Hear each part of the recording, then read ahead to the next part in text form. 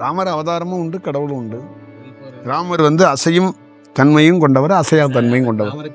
ராமர் உலகத்துக்கே கடவுள் தான். ராமர் வந்து சுப்ரீம் கடவுள். அவர் வந்து எல்லா விதத்திலையும் இருக்கிறார். ஆமையா கூட இருக்கிறார். ஒரு மனிதர் கூட சுற்றி இருக்கிற எல்லா பொருளும் சாதகமாக இருக்காது. ஒன்று ரெண்டு அப்படி எப்படி மிஸ்மேட்சில் தான் இருக்கும். அது சரியாகும். சரியாகலைன்னா நாம் வளரணும் அப்படின்னா இறைவன் என்ன பண்ணுவான்னா, சரியாக இருக்காத பொருளை நம்மக்கிட்டே இருந்து கொஞ்சம் தள்ளி வைப்பார். நான் தள்ளி வைக்கணும்னு சொல்கிறது வேற கதை. நீங்கள் சொல்கிற தள்ளி வைப்பு வேற. நீங்கள் தள்ளி வைப்புனா தனி கொடுத்தனும் வைக்கிறது. நான் வந்து அந்த கதைகளில் சொல்லலை. அது வேற ஒரு சூழலுக்குள்ளே சொல்கிறேன். ஒரே இடத்துக்குள்ளே இருந்து தொடர்பு இல்லாமல் இருக்கிறோம். இப்போ நீங்கள் இலங்கையில் பிறந்தீங்க.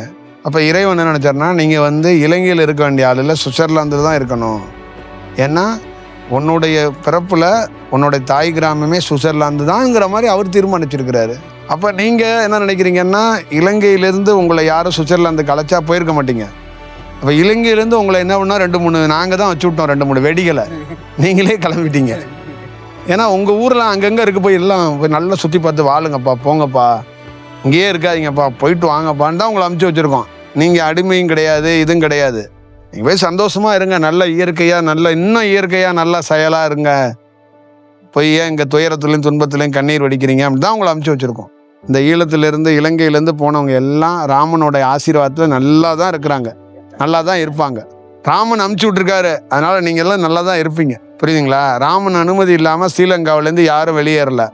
ராமன் தான் அமுச்சு விட்ருக்காரு. அதனால உலகம் முழுக்க குடிபெயர்ந்து இருக்கிற இலங்கையிலேருந்து இருக்கிற தமிழர்கள் எல்லா பேரும் ராமனுடைய ஆசீர்வாதத்தில் நல்லா இருப்பாங்க.